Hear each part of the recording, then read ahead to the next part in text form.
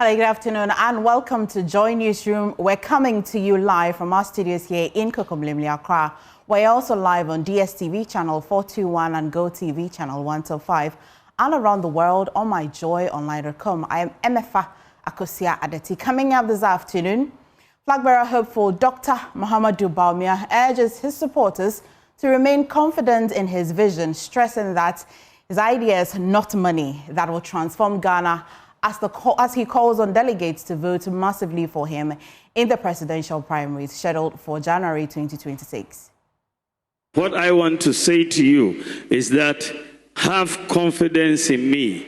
It is not the money in your pocket that will allow you to transform Ghana. It's the ideas in your head that will allow you to transform Ghana. Also, in the bulletin this afternoon, bereaved families of Elwak stampede victims welcome government's plan to recruit relatives into the military. And as well in the bulletin, imagine luxury and comfort while you wash down after the day's hard work under the scorching sun as Lotus Home is set to display its latest digital jacuzzis with television and audio compartment at the Republic Bank Love FM Habitat Fair. This is JoyNews, independent, fearless, and credible. Please stay for details.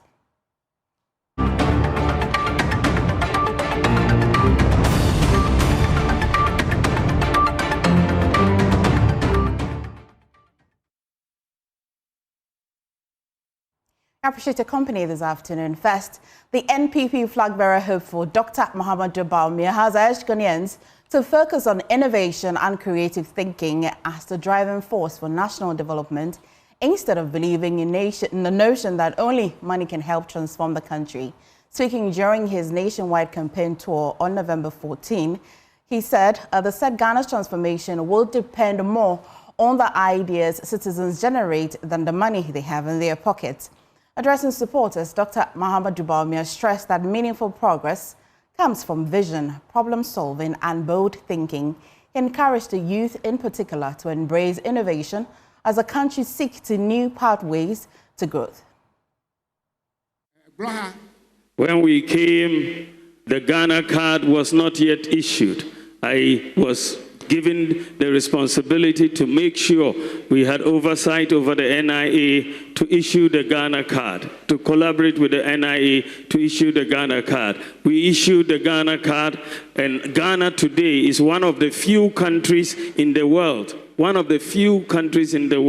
with this digital Ghana card. America doesn't have it, Canada doesn't have it, UK doesn't have it, but Ghana, we have it, and we are one of the few countries in the world. When I came, our mobile money had problems. If you had MTN, you couldn't move money to someone with Vodafone or Airtel. You couldn't move money from bank account to Momo account. So I said, if there was no country in Africa that you could do that, but I said it is possible for us to do it in Ghana, and we have done it. Because we have done this, everybody's mobile money account now works like a bank account. You can sit on your mobile money and you renew your national health insurance.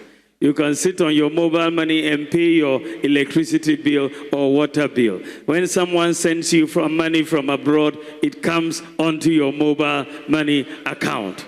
We are the only country in Africa where you can do this. Because the mobile money business has expanded, we have created jobs for Momo agents. Momo agents in Ghana now, when we came, there were 107,000. But because the business has expanded, Momo agents now are 900,000. From 107,000 to 900,000. We have created 800,000 jobs for the Momo agents. We brought so many other policies, but what I want to say to you is that have confidence in me. It is not the money in your pocket that will allow you to transform Ghana. It's the ideas in your head that will allow you to transform Ghana. So I want you to have confidence in me. You have seen what I can do as vice president without the power. If you make me president with the power, I will bring Adjirigano to Ghana here. I'll bring Adjirigano to Ghana here. Well, let's take you to Parliament, where the minority in Parliament say they are committed to constructive engagement and all support the budget where the policies are sound. The Finance Minister, Dr. Kasielo Tofosun, presented the budget on Thursday, and ahead of debate commencing next week, the House is holding a post-budget workshop to educate MPs on the budget. And speaking at the opening of the three-day workshop, the Deputy Minority Leader, Patricia Appiagyei, who spoke on behalf of the caucus, said they will also hold the government to account for every CDA approved. Now let's take you to Alisa Hotel, where the workshop is happening, and Parliamentary Affairs correspondent Kweku Asante is on standby there for us. Kweku, and so we've been hearing from the majority and the minority. Well, they say a stable economic situation.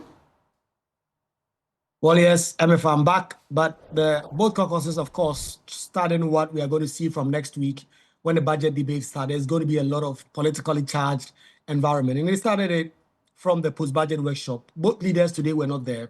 And like you said, we heard from Patricia Appiagyei, who spoke on behalf of the NPP caucus. And his view, her view, I should say, is that the government has brought in the budget. They will support the budget if it includes policies that are in the best interest of the country. And as the country now prepares to see Parliament debate it, and with the post-budget workshop expected to open the budget up for them to see what exactly is inside, they say that they are not going to be obstructionist. They are going to listen to whatever it is that the government has in this budget following this presentation. If there are good policies, they will support it. If there are not good policies, they will oppose it. And they will also hold government to account for every city that Parliament approves for them to spend. And of course, Rickett Hagan, also the Deputy Majority Leader, who himself used to serve in the Finance Ministry as Deputy Finance Minister, together with Dr. Kasielo Tofosun, under Mahama, also speaking about what he believes the government has done to stabilize the economy. He says the government has done enough. The economy is on strong footing now. And what they are looking at going into the future is to build a much more resilient economy that will withstand shocks. And just before it ended, obviously, the Speaker of Parliament delivering a keynote address and talking about how countries like Ghana and other African countries must be much more susceptible to Bretton Woods institutions like the IMF and all of that. So the budget workshop is going to go on for 3 days, today, tomorrow, and then Monday. On Tuesday, MPs will resume, and then Wednesday, the debate will start up until the end or somewhere close to the end of December, which will also culminate in the approval of the appropriation, MFA. Well, thank you so much, Kweku Asante. Kweku Asante is our Parliamentary Affairs correspondent and has been bringing us details from that workshop that happened at Alisa Hotel. This is Newsroom Today. And moving on, the government has directed families of the 6 applicants who died in Wednesday's Elwak Stadium stampede to submit names of qualified relatives for recruitment into the Ghana Armed Forces. The gesture, according to officials, is to honor the memories of the victims who died while pursuing their dream of serving the country. The tragic incident occurred when hundreds of hopeful applicants attempted to enter the stadium for documentation and body selection, resulting in a deadly rush that claimed 6 lives and left many others injured. During a visit to one of the bereaved families at Enyinem in the Central Region, Deputy Defense Minister Ernest Broja-Jemfi disclosed that President John Mahama has instructed that each affected family be given non-automatic slot. We think that these 6 young female potential recruits had made it. They were qualified to the stage where we were to inspect their documentations and also do body selection in order to assess their fitness level.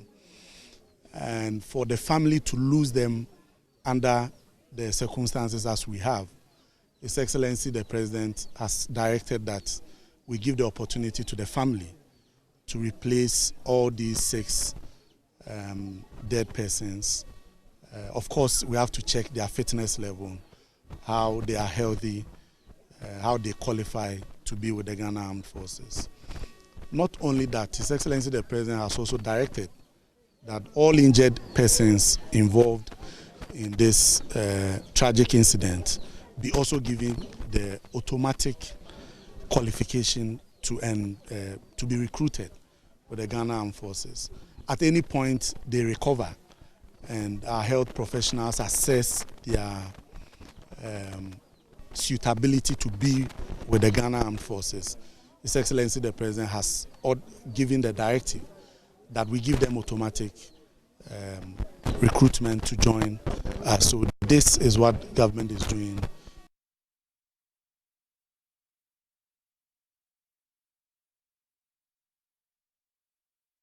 Families are not having it easy as expected. But when I say the government is standing with them to give the deceased befitting burial, it means that everything that needs to be done to put the deceased to rest properly, the government will take care of that. And that is the assurance from His Excellency. So we'll join the family, every family and their tradition. And so we leave room for them to lead the process. And that is why I say we will stand with them to ensure that they do what is needed for the deceased. And so we will not be dictating the pace, but we will follow their lead. That this is what they want to do at this time, this is what where they want to be at this time, and we will be there with them. So if you listened right from the visitation of the injured, the first thing we offered was the psychosocial support, as the ministry will take that responsibility to support them psychologically through the healing process. Meanwhile, the Assemblies of God Ghana has expressed its deepest condolences over the tragic stampede during the Ghana Armed Forces recruitment on November 12, which claimed the lives of 6 young girls seeking a livelihood for themselves and their families. Speaking at the launch of the 2026 World Assemblies of God Congress by the World Assemblies of God Fellowship General Superintendent Reverend Stephen Wengham, urged Ghanaians to take their security into their own hands and remain vigilant to prevent such tragedies in the future. Mamavi Sefakote has the rest of the story. May the God of comfort strengthen and sustain their families. May we please rise and observe a minute silence in their honor and memory. A minute of silence was observed in honor of the 6 young recruits who tragically lost their lives during the Ghana Armed Forces recruitment stampede on November 12, 2025. The General Superintendent of the Assemblies of God, Reverend Stephen Wengham, expressed his deepest condolences to the families affected and urged Ghanaians to remain vigilant in safeguarding their own security to prevent such tragedies in the future. It's unfortunate, even though it was preventable. We pray that we will learn from this so that this unfortunate incident doesn't happen again. What else can we do than to pray for the nation and to educate our members and the populace that in such mass gatherings, we all have to take our personal security into our own hands. And when you realize that your life is getting endangered, you may have to probably move away quietly. So I would advise Ghanaians that in the future, when you are in an environment and you see such occurrence, potential occurrence, the best is to move away quietly, so you can save your life, so you can live for the next opportunity, and then you can then try your best. Reverend Wengham also elaborated on the MM33, his mandate and mission initiative aimed at establishing 1 million churches worldwide. Assemblies of God Ghana, we trace our roots to the day of Pentecost in Acts 2. And the Great Commission Christ gave us before ascending to heaven is that we should send the gospel to the whole world. So to commemorate this historic event, 2000 years of Christ's ascension, we have launched a project known as MM33, his mission, our mandate.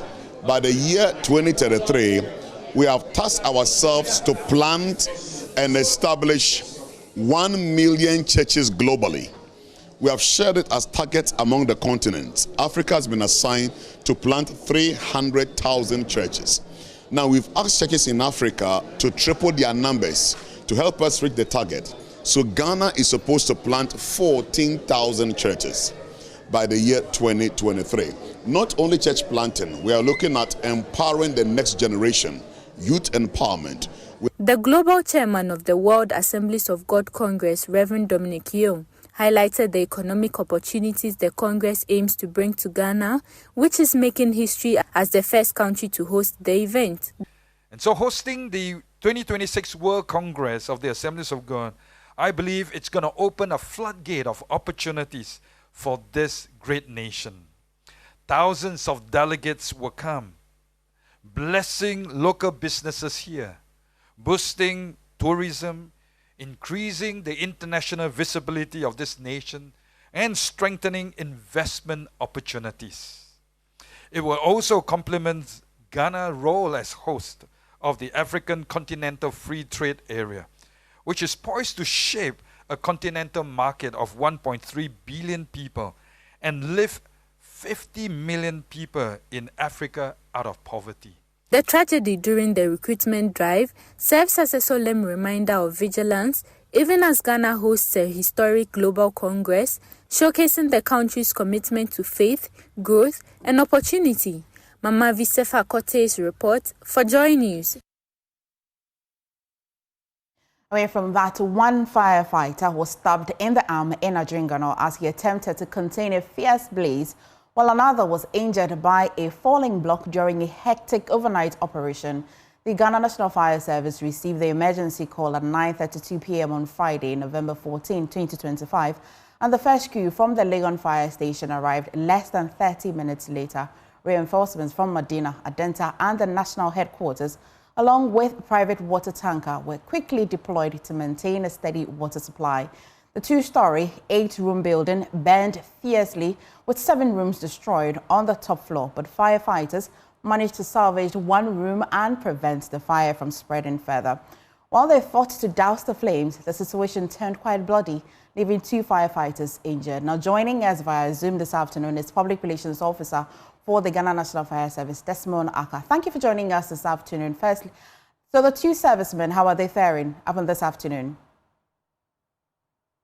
So first of all, let me say a very good afternoon to you and your cherished viewers. I must say that our 2 firefighters who got injured are out of danger yesterday when the situation happened, and they were sent to the Medina Unity Clinic where they were treated and discharged. This morning, when we checked up on them, they were responding and recuperating. We can only pray and hope that they bounce back quickly to join us to be able to do what we are known best of doing. And so currently, we are liaising with the Assemblyman and the Ghana Police Service to be able to accost the perpetrator of this very un-Ghanaian behavior by way of stabbing one of our men who was trying to prevent them from getting inside the affected building to loot. And in the process, at his hand side or blind side, all he could gather was a stab.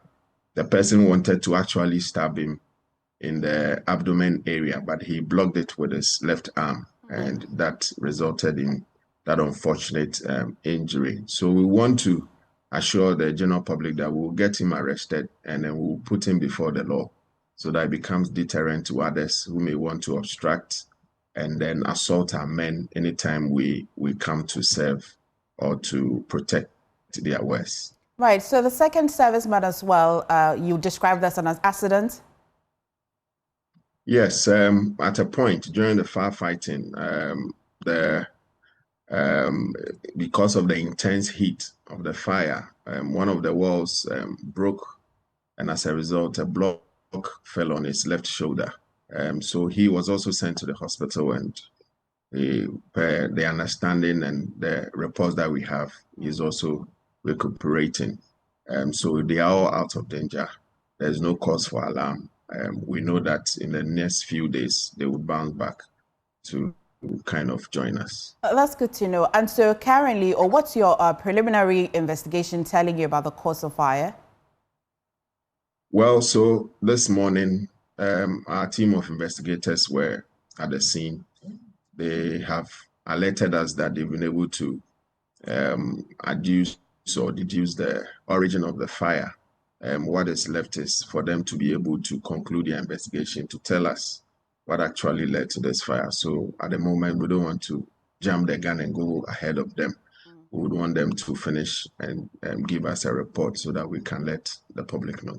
Finally, before I let you go, how serious was this fire? Well, so if you look at the structure that was affected, it's a one-story building. The fire actually started on the first floor, which contained about 8 rooms. But by the time they called us and we got to the scene, the fire had already gotten out of hand, and there was very little we could do to salvage the entire 8 rooms. So we managed to salvage just a room on the top floor, and then all the other rooms on the ground floor, plus the adjoining structure, which is also used as a hotel. I think the name is Afri Royal Hotel. That was also saved. The content and everything there was saved, apart from the 7 rooms on the first floor and its content, which was severely destroyed by the fire. Absolutely nobody was injured beyond the servicemen. Yes, beyond our 2 firefighters, nobody was injured, nobody died as a result. It's quite unfortunate that in such circumstances, we tend to lose properties to that tune. And what we want to advise the general public is that whenever there is fire or related emergency, they should try as much as possible to call us as quickly as possible. Because if you look at that enclave, Adjirigano, Ogbojo, all that space, we don't have East Legon Hills. We don't have a fire station there. So this time around, we had to call on Legon, which is a bit closer. If we had called on Adenta, who was also fighting another fire around that time, they would have taken much more time. If we had also relied on Medina as the first pump, they would have even taken more than necessary time. So we would want to implore MMDAs, Metropolitan Municipal District Assemblies, that they should prioritize setting up more fire stations closer to our communities, so that at any point in time when our services are needed, we spend less time to be able to reach and then to offer or to give the needed help to help save lives and to safeguard properties. Right, thank you so much, Desmond Aka, and as well, our well wishes to the 2 firefighters who are actually recuperating this afternoon. Thank you so much for joining us on the news. Thank you for having us too. You're watching Joy Newsroom with me, Emefa Akosua-Adeti. Now, away from that, President John Dramani Mahama has eulogized the Managing Director of Roads Construction firm PW Ganem and philanthropist Wadith Tenois for being the pillar of the construction of most roads in the northern Gulf of the county. Speaking, he broke grounds for works to begin at the Wahan Tumum Road under the flagship Big Push agenda. He singled out the 93-year-old Lebanese Ghanaian-based road contractor for praise for constructing and upgrading major roads in the Savannah and Upper East regions, stating that he deserves to be honored by the country. Joy News' Upper West Regional correspondent Rafiq Salam reports. Shortly before he broke the grounds for work to begin on the Wahan Tumu Road, President John Dramani Mahama eulogized one of the country's best contractors, credited for constructing and upgrading more than 50% of major roads in the Savannah enclave. The 93-year-old war-based Lebanese contractor and philanthropic extraordinaire PNW Ghanem for over 6 decades has worked diligently with unblemished record in the road construction industry, sometimes fixing emergency roads, at times when governments have no money to pay him, and employing maids or people to improve their economic well-being. President John Dramani Mahama handed him a 13-second handshake. This is a great man, and he deserves a national honor from Ghana. He has dedicated all his life to living and working in Ghana from when I was a young man He's of my father's generation. And from when I was a young man, he built most of the roads that we know about that we're coming to do again under the big push. He has paid his dues to Ghana, and I just want to say God bless, continued and good health. I'm happy to know that his sons have taken over from him and continuing to work in the road construction area. If you drive along many of the roads in the savannah and you see a dam, it is Adjirigano's work. Anywhere he sees a stream, he raises the road and raises the culverts so that it can create a drinking water area for dry season gardening and for cattle watering. Turning to the Big Push Road project, he disclosed that 260 kilometers of roads has been earmarked to be constructed and upgraded in the Upper West region. President John Dramani Mahama averred that it's not just another sword-cutting event, but a solemn reaffirmation of their collective resolve to restore fairness, equity, dignity to every part of the nation. For decades, our brothers and sisters in the northern part of Ghana have endured the pain of neglect marked by broken promises, delayed projects, and missed opportunities. But today, that narrative is going to change. Under this administration, we're not here to make speeches. We're here to make progress, and we're here to deliver on our word. The Big Push infrastructure program we're launching today marks a decisive step forward. It is a bold new chapter in Ghana's journey towards balanced development. It is our commitment to ensuring that no region, no community, or citizen is left behind. Roads and Highways Minister Governor Kwame Agboza assured the chiefs and people of the region that his outfit will work assiduously to ensure that materials used for the project, particularly the bitumen, are not only the best, but will be durable. The volume of bitumen we are going to use on this project alone is over 600,000 tons, which is valued over 7 billion Ghana cedis. Your Excellency, one of the reasons that you see some of the roads we build fail is the quality of materials we use. There's no regime in our country that ensures that the bitumen we use is up to standard. And I'm going to be working with the contractors to ensure that no more free will for every contractor to import anything in the name of bitumen and sell. So we are going to be working and have a regime where we can certify that only bitumen that is fit for purpose is used to do your Big Push project. Upper West Region Minister Lawyer Charles Wongo Pozun is hopeful that, unlike other projects in the past, which were marked with pomp and pageantry with very little to show, this one will see the light of the day. The people of the Upper West region firmly believe that this time the shovels hitting the ground mark the true beginning of change. We believe that this project will not just start, but will progress steadily to completion, bringing the long-awaited relief to the hard-working men and women and youth who plow these roads daily. Paramount Chief of the Gulu Traditional Area, Nasir Ibrahim Anobalanang, was commending the president for the fight against illegal mining, urged him to be ruthless. Pipona Adam Badiou speaks for him. Your fight against illegal mining, aka Galamsey, is on course and is yielding positive results. We urge you to continue the fight and do not spare anyone, irrespective of his or her status, who might have involved in this illegal mining. I call on all other nominees to complement government's efforts in the fight against the Galamsey. Reporting for JoyNews, Rafiq Salam, Gole. Well, the national chairperson of the Ghana Society of Perioperative Nurses, Vera Esima Aka, has expressed disappointment over the recently announced 9% minimum wage increment, describing it as inadequate and unfair to perioperative nurses in Ghana. She says the new wage does not reflect the hard work and sacrifices of perioperative nurses who play a vital role in preparing patients for surgery and assisting surgeons in the operating room. She was speaking at the Perioperative Nurses Week celebration held at the Komfo Anokye Teaching Hospital in Kumasi.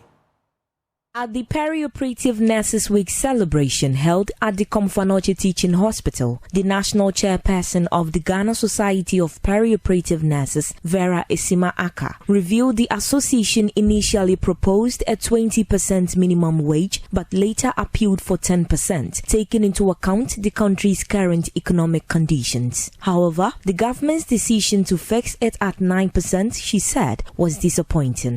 It's it's a not, because I'm thinking that we deserve better than the 9%. The conditions of service, we were fighting for 10% across board, and we were expecting that at least it will start from there for us.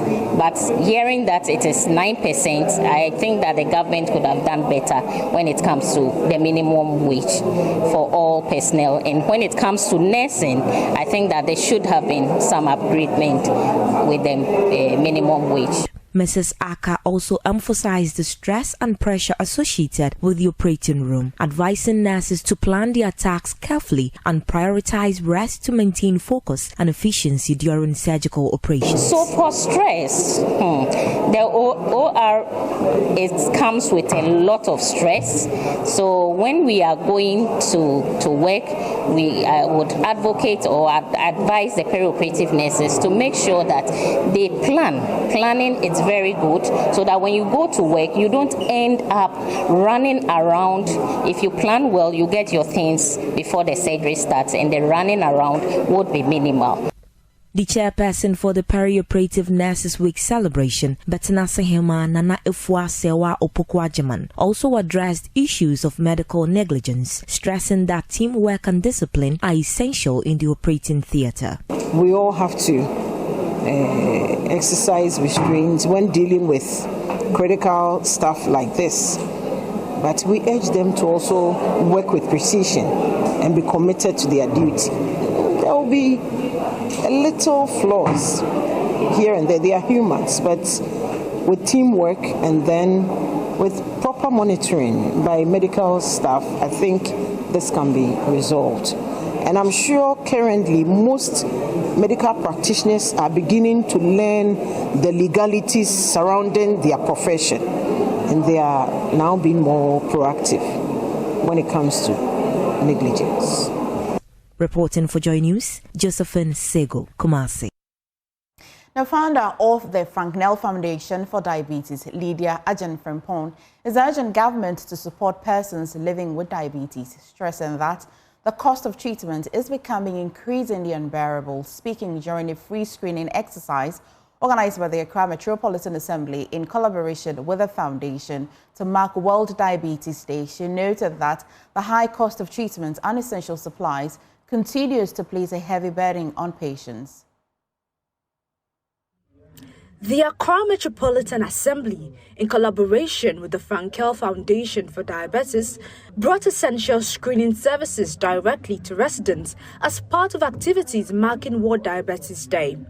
The exercise aims to encourage early detection and help reduce the growing risk faced by people living with the condition. Speaking during the exercise, founder for Frankel Foundation, Lydia Frimpong, emphasized that the rising cost of treatment, medication and basic monitoring supplies continues to overwhelm many patients. There are a lot of people out there who have it, but they cannot afford the care because living with diabetes is very expensive. It's very, very expensive. If you don't have the resources, I don't know what's going to happen to you. So today, I'm appealing to the government to help people living with diabetes especially, and other non-communicable diseases, help them to get, even if not free care, at least an affordable health care so that they can manage their conditions. According to participants, their struggle goes beyond managing the conditions. To them, remaining consistent with monitoring and treatment is becoming increasingly difficult as costs keep rising. I will plead or urge the government to invest more into this disease, because diabetes, Ghana, most of us are not having the money to treat this kind of diseases. So if the government would help to take care of such diseases, it will be very good, and then maybe the general public will also benefit from it. That is why many people fear to go to check up from hospital. Because if you don't prepare yourself, go to hospital to check your diabetes, even the medicine that we are going to prescribe for you, it's not easy for you to buy. This year's World Diabetes Day is themed Diabetes and Well-Being at Work, with the theme highlighting the need for continuous care throughout every stage of life. Advocates say government support has become essential to ensure treatment and long-term management remain within the reach of all who need it. Ramat Bashir's report read to you. Still on health, the African Foundation for Premature Babies and Neonatal Care has called on government to invest in preterm babies' health care. The Executive Director of Salt and Light Ministry, Dr. Joyce Aye, urged government to move from political polarization of our health sector if we want to see real development in our health sector. My colleague Angela Asantewa Amwako has more in this report. Founder of the African Foundation for Premature Babies and Neonatal Care, Selina Bentum, highlighted that a key objective of the foundation is to ensure that families have access to health care without facing financial hardship. She added that government should expand NHIS coverage to strengthen neonatal care nationwide. This year, our call to action is to get stakeholders to increase investments in neonatal health care. And we're saying that the quota, the NHIS quota, that covers cost of care in neonatal health care should be increased so that essential part of care in the NICU will be covered. Executive Director of the Salt and Light Ministry, Dr. Joyce Aye, stressed that investment and political will are critical factors to address the high cost of preterm care in hospitals. Investing in neonatal care, especially for preterm babies, is critical. Because you see, without people, there's no development. And people are important, whether they come too soon or they come too late.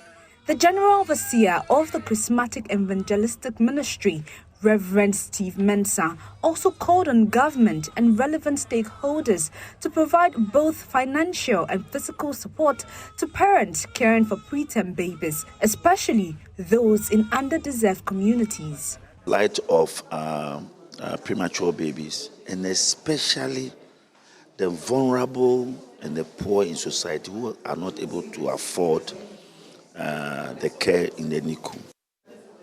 So I think Joyce, they nail right on the head that we should increase, we should add it to NHIS. We must do direct investment. Those cocoa sellers, ice cream sellers, when they have premature babies, there's no way they can pay for it. There's no way at all. So that call is urgent, it's important, and we must not just make a speech and glide over it. This year's Purple for Prematurity Summit offers a platform for advocacy, meaningful stakeholders engagement, promoting awareness and policy-driven action to improve newborn health outcomes across Ghana.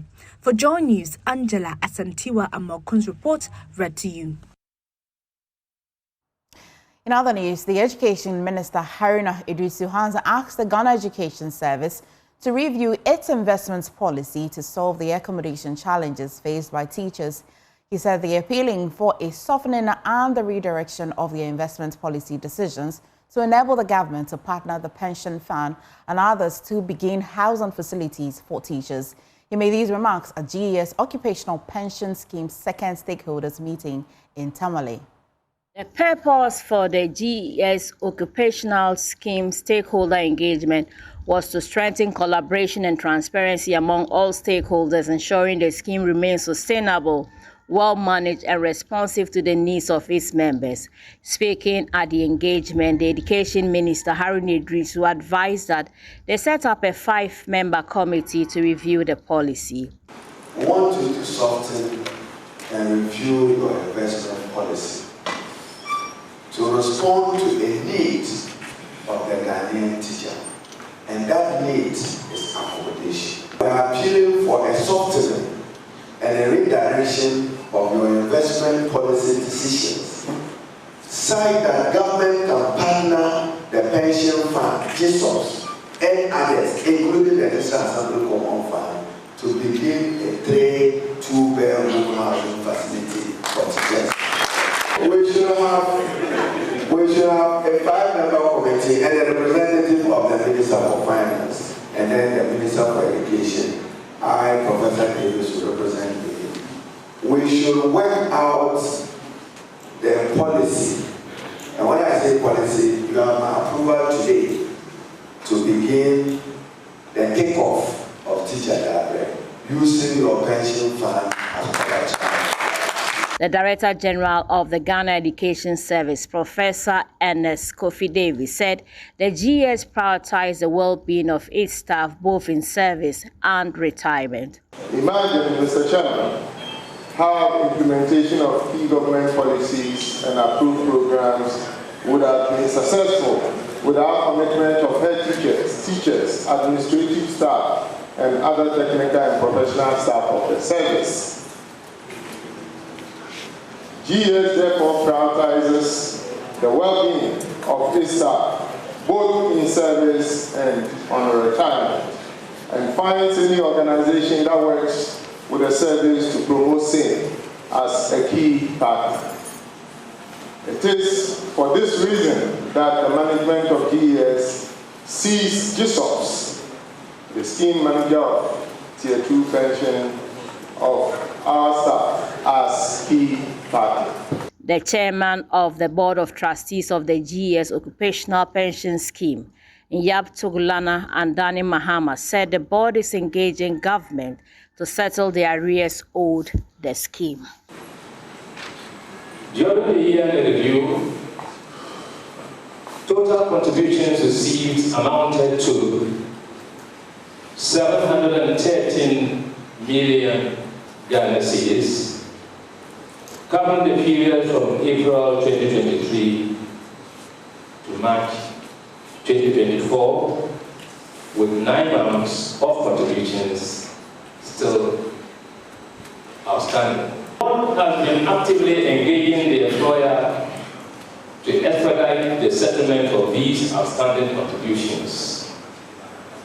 This will ensure timely investment of funds and the creation of sustainable value for members of the scheme.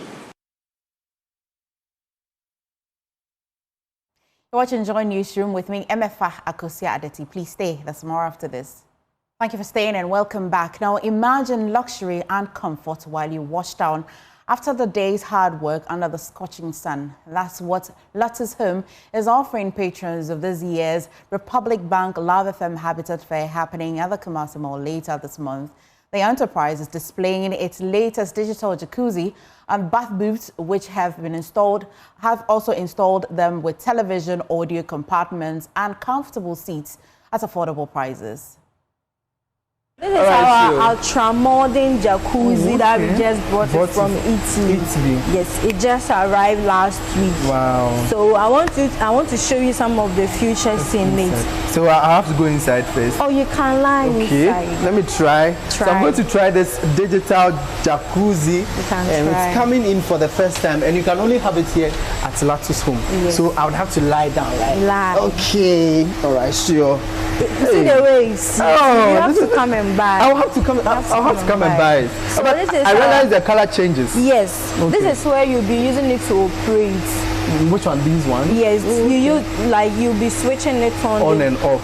I can see there's a TV here. Yes, I can see Netflix. Yes. And then VLC. Anything. Yes. This is the Bluetooth that is connected to the TV. Okay. Okay. For the TV, you can put your pen drive. This is where we put the pen drive slots. Yes. Okay. And it also has these cassettes, like DVD cassettes. You can also put that also here, and then you watch your movie. Yes. Wow. The TV, this is where it's going down. Yes, because I press on top, where you use it to pull it up, you have to on it on top of this one. Okay. So this is how we also put the speakers as well. Inside. Oh, so when wow. you want to bring it out, you have to just press it and then do the same thing. Let's so try this the is how TV. the TV Oh, amazing! And you can only get this in Latu's home. Yes. You can't find it anywhere in Kumasi. Yes. And you have to be it's very affordable too. You have to be at the Love FM Republic Bank Habitat Fair. This is the bamboo that I was talking about. Okay, this is a different one. Yeah, this is a different one. This is where you'll be placing. You see, the other one, it wasn't having these types of features. This is where you'll be placing your shower, like your soap, anything that you want to place it. This is where you'll be placing your sponge, towel, and everything. See, this is different from the other one. The other one, yeah. Yes. I think this one is even more spacious than the other one. This one is also from Italy. Okay. This one is also from Italy. This one too. Anyhow, this is how the light is. It's like the jacuzzi. It changes light. And when you want the glass to be bare, like no one will see you inside. Yeah. When you are inside, no one will see. This is how the temperature is. If you want it to the bath boot to be cool, to be hot, this is where you. Yes, everything is in it. It's like you connecting your phone to it. This and, and I'm sure people normally will want to bath while they sing along. And yes, so like me. When I'm bathing, I'll be singing. Yeah. So this is where some of the water, this is the shower, the lights, and this is only the speaker. Okay. Mary has been showing me around. In fact, Latu's home has all the items you need for your toilet, anything for your washroom. She's shown us the digital, the manual ones. Talk of your jacuzzis, your bathing booths, your toilets. In fact, they have a toilet specifically for the kids. And Latu's home is where you need to be. So they are ready for you. There are discounts. Once you have your money, they are just good to go. As she rightly said, they have installment payments also for you. Well, just pure luxury. The Republic Bank Love FM Habitat Fair is happening on the 27th day of November to the 30th day of November. It's just 13 days away, so prepare. Away from that, Absa Bank Ghana is deepening its investment in the creative arts with a solo exhibition of Accra featuring Edward Lawe Dugbate, the 2026 Absa Latalia Ambassador. The event, held in partnership with the Latalia Art Program, brought together art enthusiasts and industry players. Absa Art Curator Dr. Paul Baileys says supporting young artists remains central to the bank's mission to promote African creativity. Absa Bank Ghana, in partnership with Latalia Art Program, has hosted a solo exhibition in Accra by Edward Lawe Dugbate, a Ghanaian artist and a 2023 Absa Latalia Ambassador. The event brought together art enthusiasts who appreciate the themes and messages his work contribute to Ghana's creative ecosystem. Speaking in an interview with Joy Business, Senior Specialist of Art and Museum Curator at Absa, Dr. Paul Baileys, emphasized the importance of nurturing young artistic talent in Ghana. By us bringing these exhibitions to Ghana, these artists, like Edward, our previous ambassadors, are aspirational to the next generation of artists.